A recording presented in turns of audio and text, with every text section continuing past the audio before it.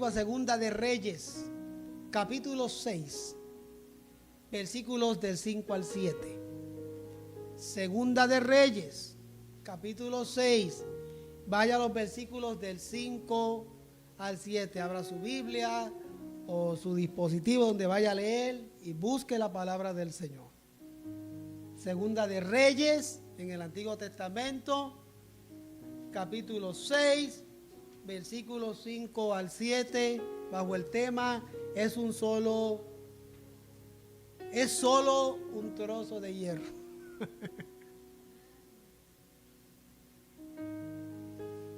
Y en reverencia a la palabra del Señor, que lea la gloria del Padre, del Hijo y de su Santo Espíritu. Amén. Y aconteció que mientras uno derribaba un árbol, se le cayó el hacha en el agua y gritó diciendo: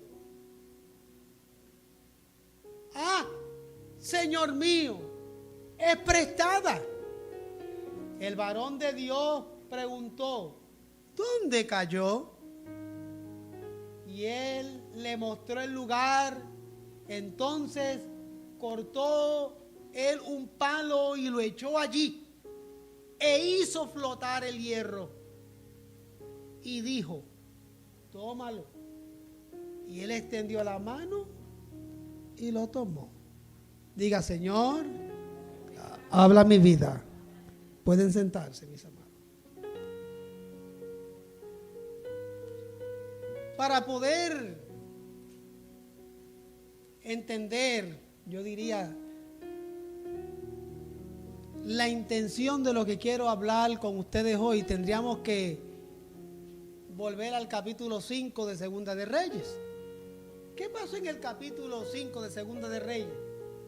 Ahí vemos un relato maravilloso donde nuestro Dios sana. Un relato de la curación de un general del ejército sirio. Ese capitán se llama el capitán Naamán. Y ocurrió un milagro allí maravilloso. Y es que ese milagro ocurre en medio de una situación complicada y delicada que el pueblo de Israel está viviendo. Y quien recibe el milagro es el capitán del pueblo enemigo. Es el que recibe el milagro. Y no fue cualquier milagro. Estamos hablando que era un hombre que estaba enfermo con una enfermedad terrible, que es tan terrible que es comparada con el pecado. Él tenía la enfermedad de la lepra. Y esa enfermedad es tan terrible que en muchos pasajes bíblicos usted va a ver la comparación de la lepra con el pecado. Porque la lepra destruye completamente el físico, el cuerpo del ser humano. Yo he conocido en mi vida un solo leproso que ya está en la presencia de Dios. Se llama el evangelista Rogelio Parrilla, un puertorriqueño. Y él tenía lepra y el Señor lo sanó de lepra. Entonces dedicó el resto de su vida a evangelizar el mundo, dando su testimonio de la sanidad que hizo Dios en su cuerpo. Y él no tenía dedos en las manos, ni dedos en sus pies, y le faltaban pedazos de su oreja y de su nariz, de su rostro. Él estaba completamente sano, pero usted podía ver en su cuerpo todas las cicatrices que dejó esa enfermedad en su cuerpo. Usted puede ir en los canales de las redes sociales y buscar el testimonio del pastor Rogelio Parrilla, y usted va a encontrar allí el testimonio de él completo. Impresionante. Y él tenía lepra y el Señor lo sanó, pero su cuerpo quedó todo marcado por esa enfermedad. Porque es una enfermedad que te pudre completamente tu cuerpo. Cuando digo que lo pudre completamente. Y en los tiempos antiguos, la gente leprosa los expulsaban del pueblo y tenían que vivir en los desiertos, en comunidades alejadas. Y aquellos que tenían la bendición de tener familiares que se preocuparan por ellos, esos familiares le llevaban comida a algún lugar y ellos iban y la tomaban, pero no podían acercarse porque no solo que la enfermedad es terrible, sino que era muy o altamente contagiosa. Ese era el problema con la lepra, que era contagiosa. Entonces aquellos que eran bendecidos por familia podían comer. Aquellos que no tenían esa bendición tenían que vivir de pura gracia y misericordia. Y la mayoría pues no la hacían, iban a morir en los desiertos y en los montes, porque ¿quién iba a ocuparse de ellos por esa enfermedad? Y este capitán Naamán tenía esa enfermedad. Y esa enfermedad todavía no era completamente evidente, porque todavía estaba dirigiendo el ejército y estaba en medio del ejército. Y el Señor sanó a ese capitán de lepra. Lo sanó. Y lo sanó de una manera muy curiosa, porque le dijo: vete y lávate, aleluya, en el río. Sumérgete allí, en el río, unas 7 veces. Y cuando él fue y se sumergió en aquel río 7 veces, quedó completamente sano. Entonces eso trajo dificultad en el pueblo. Imagínense las mentes de los israelitas. El Señor opera un milagro de sanidad en el capitán Naamán. Y era un milagro tan grande que era digno de ser recopilado para que hoy yo lo pueda compartir con ustedes. Eso ocurrió en el capítulo 5.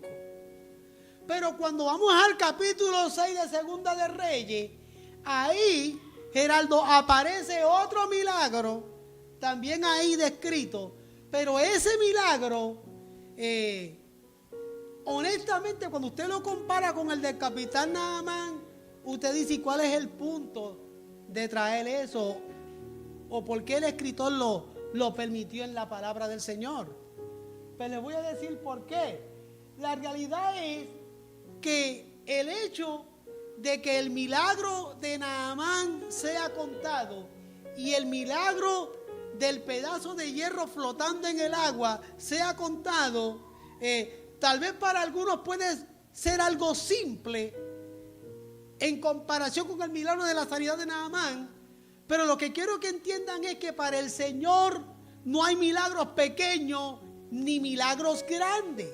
Para el Señor todos los milagros son importantes. Bendito sea su nombre.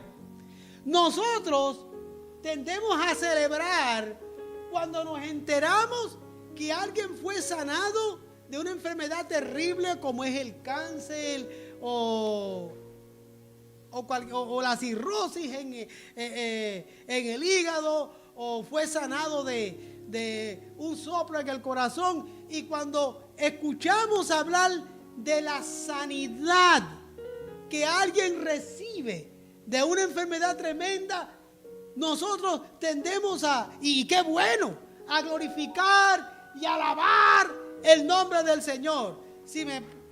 Hace unos minutos me paré aquí y les dije, fui al médico y gracias a Dios no me encontraron nada preocupante o de qué preocuparme en mi tiroides. Y todos aplaudieron y le dieron gloria al Señor. Y qué bueno, porque es lo que debemos hacer. Bendito sea el Señor.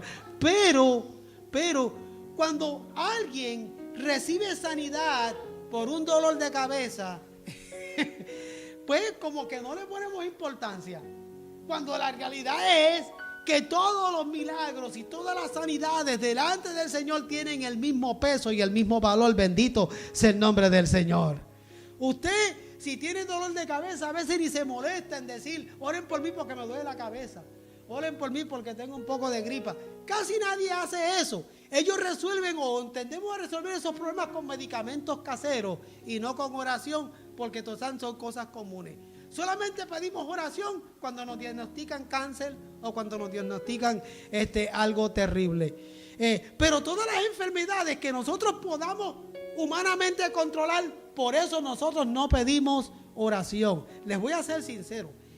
Desde que yo soy pastor hace 23 años, una sola persona, y está aquí presente en el santuario, me ha dicho: pastor, sigo orando para que el Señor me sane de la diabetes, que es la hermana Lupe.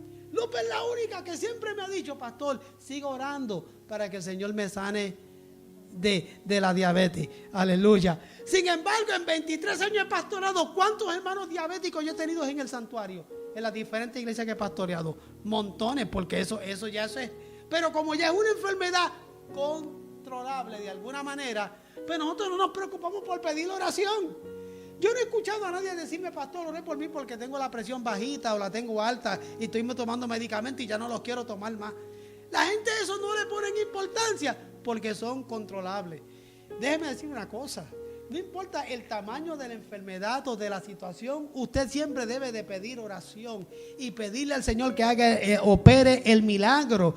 Y cuando usted ve el milagro del Señor operado en su vida, dele gloria a Dios, porque es importante entender que para el Señor no hay imposible, no hay milagros pequeños, ni hay milagros grandes. El Señor en todo se glorifica, si de corazón nosotros le pedimos que se glorifique en nuestras vidas. Bendito sea su nombre. Entonces, cuando vemos el milagro de Naamán en el capítulo 5 de Reyes, ¡wow! ¡Qué milagro! Pero cuando vemos el milagro del hacha flotando en el agua en el capítulo 6 de Reyes, de Segunda de Reyes, capítulo 6, yo digo: bueno, ¿y para qué pusieron eso ahí? ¿Qué importancia tiene el que haya flotado el hacha en el agua? Pues para el Señor tiene mucha importancia, porque de todas maneras es un milagro. Porque imagínense un pedazo de hierro flotando en el agua. Eso no es común, ¿verdad? Eso no es común, pero no le damos la importancia de vida. Nosotros le damos más importancia a los milagros como de que, por ejemplo, en Juan capítulo 2, versículos del 1 al 12, ahí vemos el relato de la conversión del agua en vino. Para nosotros es algo grande. El Señor convirtió el agua en vino, y para nosotros eso sería algo grande, un milagro digno de nosotros leer y mirarlo bien. Yo recuerdo un evangelista, dicho sea de paso, dominicano, el nombre no es importante, que quiso manipular el pueblo del Señor con eso de la conversión del agua en vino. Y cogió una botellita de agua y le puso un poquito de colorante en la tapita y lo selló ahí y lo mantuvo en el púlpito. Y cuando fue a predicar, para que ustedes vean que el poder de Dios es grande, y comenzó así a hacerle al agua, y el colorante se mezcló con el agua y cambió de color, y se le enseñaba al pueblo: ve que el poder de Dios es grande. Y yo, wow. Usted lo puede ver. Aleluya. Eso no es un milagro, eso es una manipulación. La conversión del agua en vino que aparece en la Biblia tiene su razón de ser en aquel momento en particular. Y como es un milagro grande, nosotros lo leemos y nos gozamos. Nosotros nos gozamos con la multiplicación de los panes y los peces que aparece en Mateo capítulo 14, versículos del 13 al 21. Porque ciertamente es un milagro grande. O sea, lo que es que 5,000 seres humanos fueron alimentados con solamente 3 panes y 2 peces. Pero ¿cómo es eso? Y después sobraron 12 canastas. No simplemente se convirtió, se alimentaron mucha gente, sino que también aparecieron muchas canastas también. No sé si las tenía el pueblo, porque hasta 12 canastas sobraron. Aleluya. Y nosotros vemos esos milagros que no ocurren hoy en día, ¿verdad que no? Por alguna razón, ahí vamos a tocar eso ahorita. Pero nosotros nos gozamos en eso. Pero ¿qué tal el milagro? ¿Qué tal el milagro de Mateo capítulo 14 del 22 al 27? Jesús camina sobre el agua, sobre las aguas. Imagínense ese milagro. Jesús caminando sobre las aguas. Yo le tengo terror a las aguas, porque yo no sé nadar por mi ceguera, pues yo nunca aprendí a nadar, así que yo batallo mucho, y cada vez que voy a bautizar, siempre le digo a Geraldo, Geraldo tiene que estar ahí al lado mío, ¿verdad, Geraldo? Siempre estoy peleando con él. No te me despegues del lado. Y esta vez cuando bauticé, no solamente dije a Geraldo, sino que le dije a Roberto, ustedes van a bajar a las aguas conmigo, y tienen que estar pendientes a mí, no al que voy a bautizar, sino a mí. Y porque yo no sé nadar y para mí yo batallo con eso. Y yo recuerdo una vez que en Puerto Rico estaba bautizando un hermano bastante grande, así del alto del hermano Rigoberto, pero era alto y grande el individuo. Y cayó en bendición cuando estaba bajando en el agua. No, hombre, poco me ahogo yo con él. Usted no sabe la batalla que yo tuve cuando bajo a las aguas y él cae en bendición. Y yo ahora, ¿cómo le hago para levantarlo? Y yo estaba asustado. Y ahora que con mi condición de ceguera, pues mucho más. Así que digo siempre, Geraldo, tiene que estar pendiente a mí. Olvídate de que estoy bautizando, esté pendiente a mí, ¿no? Aleluya, porque, pero imagínense ese milagro de Jesús caminando sobre el agua. Imagínense el milagro de Mateo capítulo 8, versículos 23 al 27, Jesús calma la tempestad. Milagros grandes realmente que son hasta complicados de describir. Nosotros los creemos porque la Biblia los dice, pero los vemos ya como historias bíblicas y ya. Pero son milagros poderosos. ¿Y qué tal el milagro de Juan capítulo 11 versículos 38 al 44, la resurrección de Lázaro? ¿Se imaginen yo predicando en un velorio y que se levante el muerto? Imagínense. Yo predicando en un funeral y que el muerto me diga, no, estoy aquí vivito y coleando. Pero la intención de los milagros es dar fe y esperanza, ¿sí o no?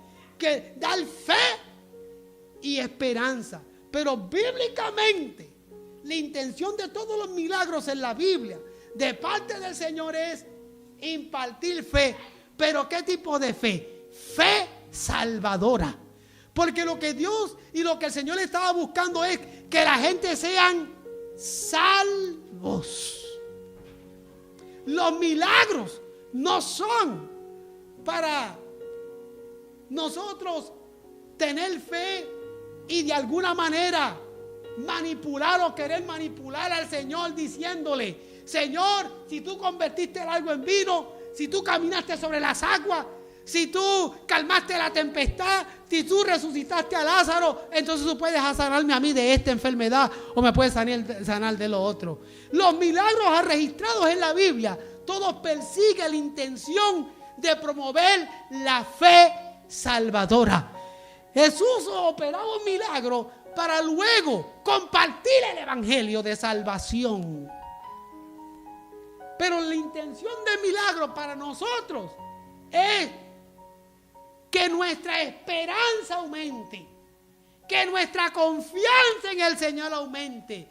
Pero nosotros no podemos manipular al Señor porque hayan milagros registrados en la Biblia. Y si fueron registrados ahí, es con la intención de que me ocurra a mí. No, Señor. Aleluya. El Señor es soberano y Él decide cuándo operar un milagro en nuestras vidas. Él decide el tiempo y Él decide el motivo. Bendito sea el nombre del Señor.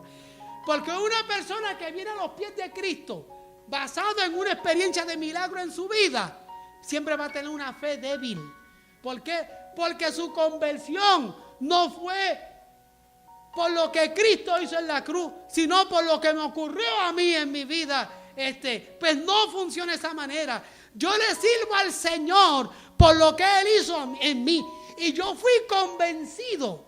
Aleluya. Y el Espíritu Santo me convenció de mi vida de pecado y que yo necesitaba un Salvador si quería llegar a la presencia del Señor. Y por eso yo sirvo al Señor. Y por eso yo amo al Señor.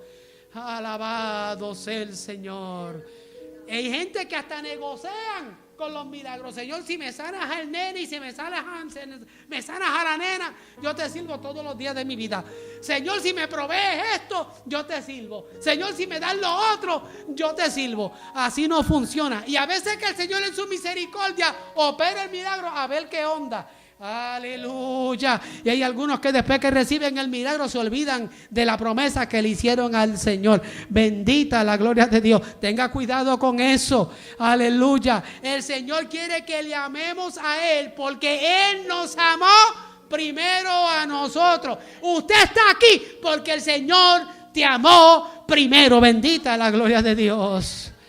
Aleluya. Pero el hacha, ¿qué importancia tiene el dichoso hacha? Una herramienta que pudo haber sustituida con un par de pesos. Geraldo diría, ¿qué tanto cuesta un hacha? ¿Qué tanto cuesta un hacha? Pero la preocupación del chamaco que estaba usando el hacha era porque era prestada. Porque él estaba picando el árbol. Bueno, ¿por qué llegaron allí? Bueno, ellos llegaron allí. Uno, porque Eliseo es el profesor en la escuela de profetas. Y donde se estaban reuniendo, llegó tanta gente a matricularse a la escuela de profetas, un tipo de seminario, que ya no cabían donde estaban. Ellos querían un lugar más grande. Le dijeron, mira, Señor, vamos cerca del río. Allí hay un lugar donde podemos construir un lugar más amplio. Pero tienes que venir con nosotros. Y el profeta dijo, yo voy a ir con ustedes. Entonces Eliseo fue con ellos. Y los acompañó a esa nueva construcción del lugar más grande. Pues porque no cabían donde estaban. Ojalá y yo pudiese construir un lugar para meter más gente. Pero en los tiempos que estamos viviendo no era como en los tiempos de antes. Ahora la gente no quiere congregarse, a la gente le huyen. Alabado sea el nombre del Señor. Aleluya. Alabado sea el Señor. Entonces empezaron a construir. Y mientras uno de ellos picaba un árbol, se le rompió su hacha. Y el hacha cayó en el agua y se hundió. Y él gritó, Señor, se me ha perdido el hacha. Pero la preocupación de él no era que se haya perdido el hacha. Su preocupación era que era prestada. Por lo menos tenía esa preocupación. Hay algunos que no se preocupan. Alabado sea el Señor. Verifique si en su closet hay algo que no es de usted y usted no lo ha entregado hace meses. Alabado sea el Señor. Porque después vienen estas expresiones, parece que el martillo cogió patita o aquello cogió piernita y no, para qué cosa. Hermano, a veces que uno no quiere prestar las cosas porque no las devuelven, ¿verdad? Alabado sea el Señor. O las devuelven arruinadas, todo ese tipo de cosas. Y él estaba preocupado porque el hacha era prestada. Gloria sea el Señor. Aleluya. Para Eliseo el milagro era importante. Para Eliseo ese milagro era importante y le voy a decir por qué. Para Eliseo era importante porque es un ejemplo de la gracia de nuestro Señor Jesucristo. A través de ese milagro, ya Eliseo, fíjate, muchos años antes de que Jesús apareciese en el panorama, ya Eliseo está con ese milagro demostrando la gracia y el favor de nuestro Señor Jesucristo a través de ese milagro. Entonces Eliseo, ¿qué hizo? Picó un pedazo de madera. ¿Qué representa ese madero? ¿Se ponen a pensar ustedes? ¿Dónde fue crucificado el Señor Jesús? En un madero.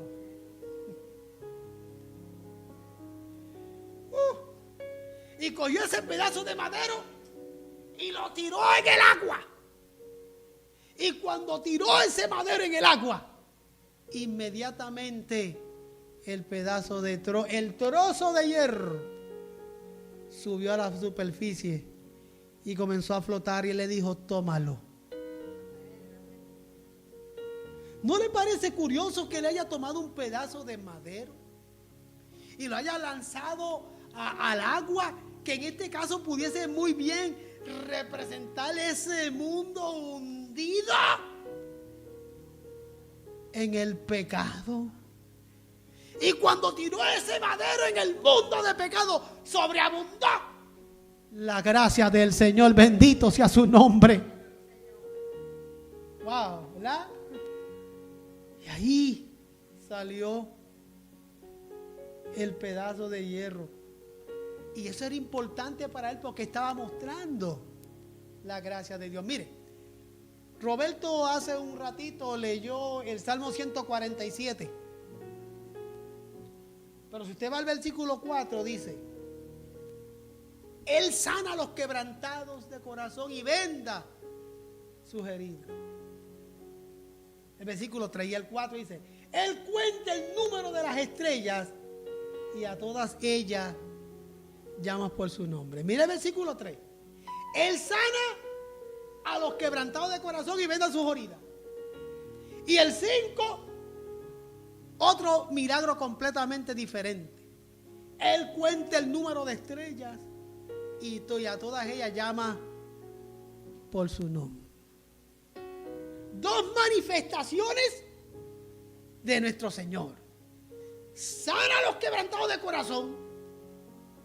Y el mismo que sana a los quebrantados de corazón es el mismo que conoce todas las estrellas del firmamento. Bendito sea su nombre. El mismo Dios que conoce todas las estrellas del firmamento es el mismo Dios que está dispuesto a sanar tu corazón. Bendito sea su nombre. ¿Ve qué maravilloso es el Señor? Para el Señor todo es importante. El Señor es el único que tiene la capacidad de conocer todas las estrellas del firmamento. Pero ese mismo Dios que conoce todas las estrellas es el mismo Dios que está dispuesto a sanar tu alma y a sanar tus heridas. Bendito sea su nombre. Porque no es la magnitud del milagro o del conocimiento del milagro, sino la disposición de nuestro Dios de glorificarse. Bendito sea su nombre. Aleluya. El Dios que venda las heridas es el mismo Dios que toma en cuenta todo lo que Él ha creado. El mismo Dios. El mismo Dios que multiplicó los panes y los peces es el mismo que quiere bendecirte. El Dios que caminó sobre las aguas es el Dios que quiere bendecirte. Aleluya. El Dios que calmó la tempestad es el mismo que quiere calmar la tempestad de tus aflicciones en tu hogar. Bendito sea su nombre. El mismo. Él es el mismo. Él es el mismo Dios que se preocupa de las necesidades grandes y de las necesidades pequeñas.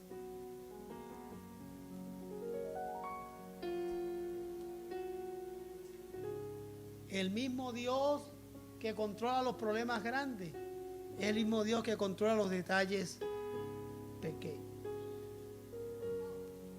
Y usted supiese que en los detalles pequeños es donde más se necesita que intervenga nuestro Señor. En los pequeños. Nosotros pensamos todo al revés. Nosotros queremos que el Señor se glorifique solamente en las cosas grandes, cuando en las pequeñas es donde realmente necesitamos que Él intervenga, porque son las pequeñas las que nos sacan de nuestras casillas. Porque no las podemos controlar, no las podemos manejar. Ahora, oiga mi primer punto aquí, sobre el sermón. Muchas hachas en la vida de nosotros como creyentes se hunden. Y la pregunta es, ¿por qué se hunden? ¿Por qué muchas hachas en nuestra vida como cristianos se hunden y necesitan que el Señor saque a flote su gracia y su misericordia? ¿Por qué se hunden? Se hunden, número uno, porque nosotros no le consultamos a Dios primero. Por eso muchas de nuestras situaciones se hunden en lo profundo del mar o del río de confusión, del río de pecado. Por eso muchas veces nuestras situaciones se hunden en lo profundo del mar de confusión, porque no le consultamos a Dios primero. Siempre dejamos a Dios para lo último. Como dije al principio, cuando es algo que nosotros podemos controlar, ¿para qué envolver a Dios en esto? Si yo lo puedo controlar. ¿Usted ve el problema que tenemos? Como yo lo puedo controlar, ¿para qué yo envuelvo a Dios en esto? Aun cuando usted pueda controlarlo, mientras usted está haciendo lo que está haciendo, usted tiene que involucrar al Señor en lo que está haciendo. Bendito sea su nombre. Para pedirle al Señor su voluntad y su guianza.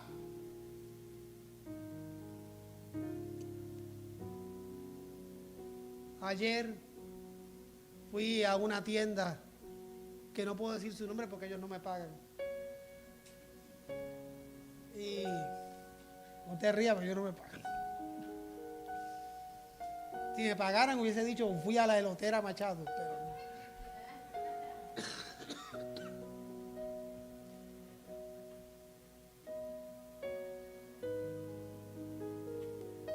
Y fui a esta tienda a comprar y me encuentro allí, cerca de la entrada, a una señora hispana que a mi entender es cristiana, porque fue el testimonio que pude notar, con sus 2 niños sentados al lado de ella, y ella estaba pidiendo dinero con un cartón que decía necesito dinero para la renta. Eso lo me di cuenta después porque yo no puedo leer de lejos. Pero cuando voy caminando a la tienda, yo estoy despegado de ella. Y de repente, hermana, usted que me pregunta, el Señor habló a mi corazón. El Señor habló a mi corazón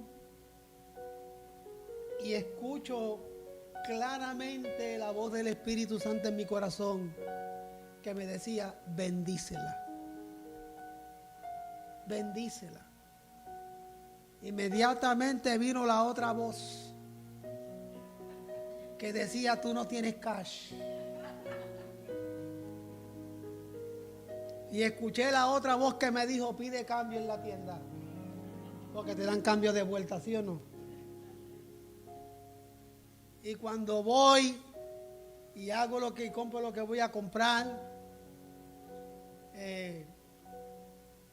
por alguna razón en ese momento la máquina no me dio la opción para yo pedir cambio. Y como no me dio la opción, pues yo dije, pues ni modo. Y empecé a caminar a mi casa. Y cuando voy camino a mi casa, esa voz siguió hablando profundamente en mi corazón. Bendícela, bendícela, bendícela, bendícela. Y cuando estoy llegando a mi casa, esa voz seguía ahí. Y me vino a la mente, en tal lugar en mi casa yo tengo un poco de cash guardado. Y cuando fui allí, escuchaba esa voz ahí en mi corazón que me decía, pero cuando agarré el cash que había ahí, empecé a sacar la cantidad que le iba a dar. Y esa voz, dalo todo. ¡Todo! Y yo renegándome. Créanme, hermano, fue así. Yo no. Y tanto estuvo que lo agarré todo, me lo eché al bolsillo y voy para allá.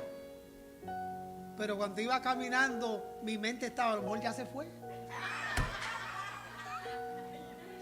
Ya se fueron.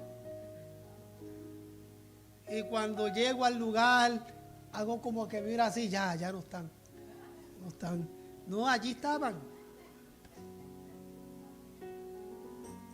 Y me acerco allí y agarro todo. Y cuando se lo voy a dar, antes de dárselo, alcanzo a leer el cartelón que decían: este es para la renta de mis hijos, decía. Y antes de entregárselo y ponérselo en la mano, fue ella quien me dijo a mí: que Dios te bendiga, con lágrimas en los ojos.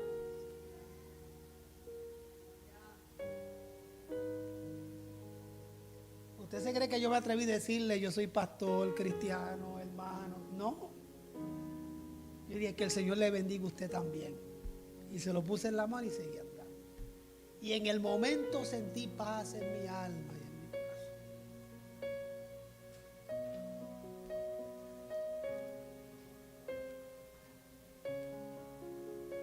Cuando no consultamos a Dios primero, vienen dificultades en nuestro. Imagínense, si yo no le hago caso al Señor, se me queda el hacha hundida, entonces yo no voy a poder dormir y va a tener un cargo de conciencia y no sé cuántas cosas más en mi alma.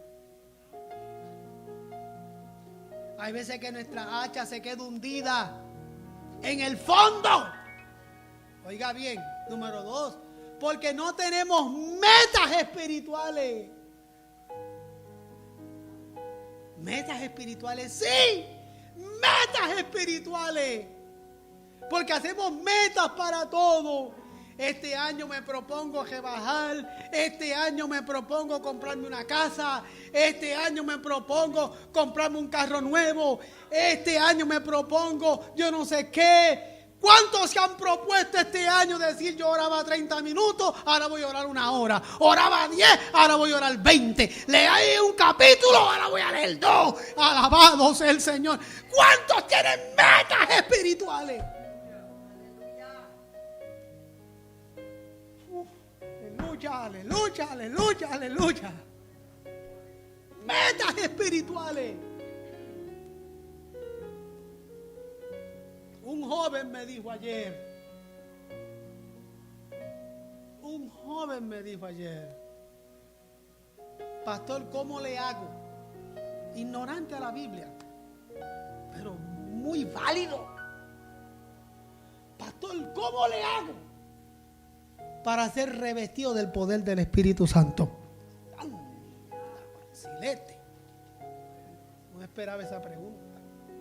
Me dio un bofetón. Y yo le dije, te voy a decir cómo el Señor me llenó del poder de su Espíritu Santo. ¿Cuál fue mi experiencia? Yo se la conté inmediatamente. Me dice, de ahora en adelante voy a hacer eso. Lo vas a hacer. Y cuando menos te lo espere, usted va a ser revestido del poder del Señor. Metas espirituales. Metas espirituales. ¿Hay metas espirituales en su vida? Si no hay metas espirituales en tu vida, por eso tu hacha se hunde. Y hace falta que el Señor suelte el madero nuevamente en ese río para que tu hacha vuelva a flotar. Nuestras hachas se hunden. Número 3, porque no somos pacientes y nos precipitamos. Aleluya. Algunas de las hachas que vemos precipitarse y hundirse en el agua son las hachas, las que se hunden hoy en día y se precipitan. Son aquellas, son las de el deseo de vivir una vida de más consagración. Necesitamos consagración. Consagración.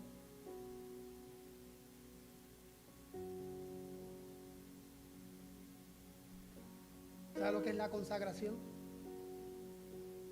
Yo me consagro. para vivir en esto para el Señor. Y cuando usted se consagra, usted no juega con lo que usted le pone en las manos del Señor. No, muchas hachas se hunden, o de las que ustedes son aquellas que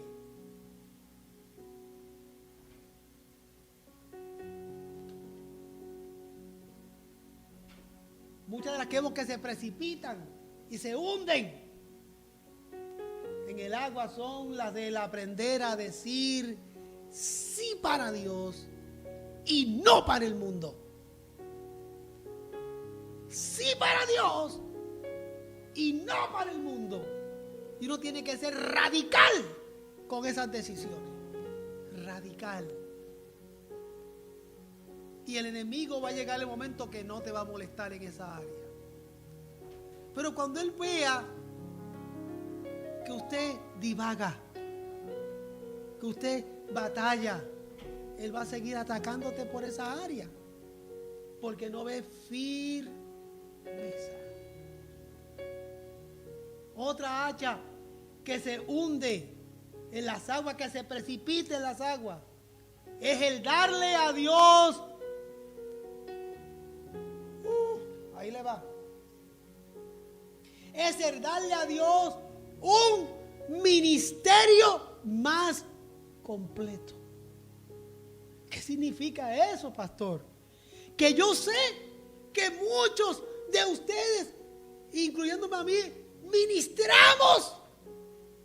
Pero ¿cuántos ministramos de manera completa? De manera completa. Les voy a decir algo para que no quede duda y la gloria es del Señor. Tan pronto el culto termine hoy, esta misma noche, ya yo estoy pensando en el culto del domingo que viene. Eso es así, hermano. No bien acaba que yo estoy pensando en el otro. Pidiéndole a Dios dirección, incluso en lo que voy a cantar. Y busco las alabanzas, y las oigo una y otra vez. Porque para mí es importante un ministerio completo. ¿Puede creer que ayer un pastor me preguntó, ojalá y me esté viendo? Me preguntó, de ella se ríe, este bravo. No. Me preguntó, ¿y cómo le haces? Yo le digo, porque tú tienes que pensar en el sermón. Terminando el sermón del domingo, ya tú estás pensando en el otro. Y no esperar al sábado por la noche o al viernes para buscar qué vas a decir el domingo. No, eso no es un ministerio completo. Un ministerio completo es orar y pedirle al Señor dirección. Dame las palabras que el pueblo necesita en el día de hoy. Bendito sea su nombre. Y usted tiene que hacerlo en todo. En el ministerio de servicio, en el ministerio de cántico, en el ministerio que Dios le haya puesto en su mano, sea lo que sea. Usted tiene que tener un ministerio completo que agrade a Dios, que mantenga esa hacha de la bendición flotando. Bendito sea su nombre. Pero falta algo más.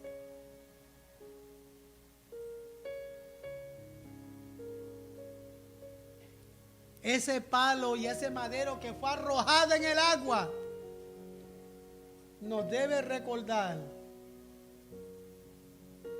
5 puntos importantes. Porque todo envuelve sacrificio, ¿sí o no?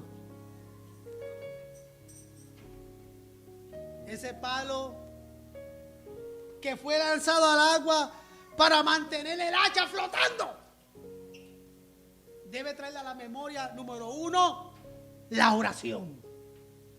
Usted quiere mantenerse en pie, usted tiene que ser un hombre y una mujer de oración. Y se puede orar todo el tiempo. Claro que se puede orar todo el tiempo. Te dirá todo el día arrodillado. Yo no estoy diciendo eso. Usted puede hablar con el Señor todo el tiempo.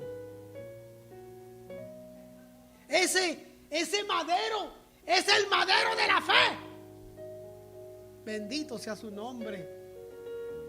Es el madero de la santidad y consagración. Pero hay dos puntos bien importantes que quiero con ellos concluir. Uno, oígalo bien. Bien. Preste bien su oído. Si usted quiere mantener el hacha de la bendición flotando, usted tiene que, ese madero debe acordarle la comunión fraternal. ¿Sabe que la comunión fraternal se está perdiendo en muchos lugares?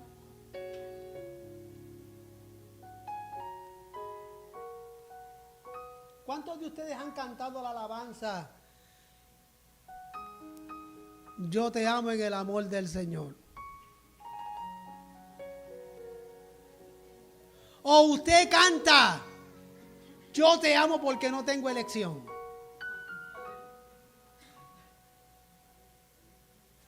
Usted canta, yo te amo en el amor del Señor. O usted canta, yo te amo porque yo no tengo elección. Usted quiere mantener la gracia del Señor flotando en su vida. Usted tiene que traer a la memoria la importancia de la comunión fraternal. Y te voy a dar una buena noticia. No importa dónde vaya y dónde te meta, el Señor siempre va a poner a un aguijón al lado tuyo para que aprendas a amarlo en el nombre poderoso del Señor. En el trabajo, en la familia, donde quiera que tú vayas, a un aguijón Dios te va a poner al lado tuyo para que aprendas a amar. Porque si algo es importante se llama la comunión fraternal. Si el aguijón más grande que Dios le ha puesto a usted soy yo, porque mira que yo cuesto para ser amado. Alabado sea el Señor. Porque tenemos que amar. La comunión fraternal es necesaria, es vital en el pueblo de Dios. Y por último, la cooperación. En momentos difíciles que se sabe quiénes cooperan en nuestras vidas y quiénes no. Alguien dijo que en los hospitales que se sabe quiénes son amigos y quiénes no, ¿verdad? ¿Quién dijo eso? Alguien dijo que en los momentos de aflicción es que se sabe quiénes son amigos y quiénes no, ¿verdad? La cooperación, el amor fraternal, la comunión fraternal y la cooperación permiten que la gracia del Señor abunde en tu vida y el hacha se mantenga flotando. Porque el Señor mira tu corazón y tus intenciones, Él las ve. Y Él ve cuando tú de corazón amas, Él ve cuando tú de corazón compartes, Él cuando ve cuando de corazón tú cooperas, el Señor lo ve. Entonces la gracia del Señor sobreabunda en tu vida. Y muchos se preguntan, ¿pero qué mucho el Señor bendice a fulano o a sutano o a fulano? Porque aman, porque cooperan, porque comparten, porque dan la mano, porque muestran el amor del Señor en todo momento. Y eso trae como consecuencia positiva que la gracia del Señor abunde. Concluyo. Piensa en la palabra hacha. ¿Cuántas letras tiene?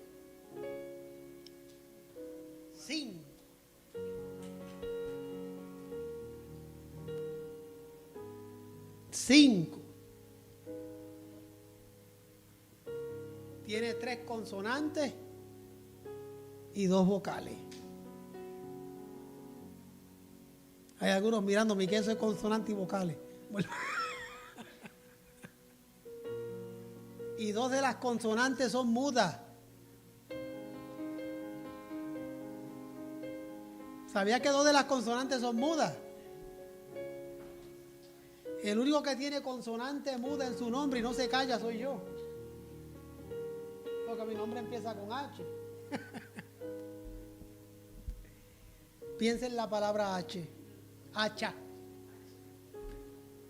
La H, la primera H significa humíllate ante Dios.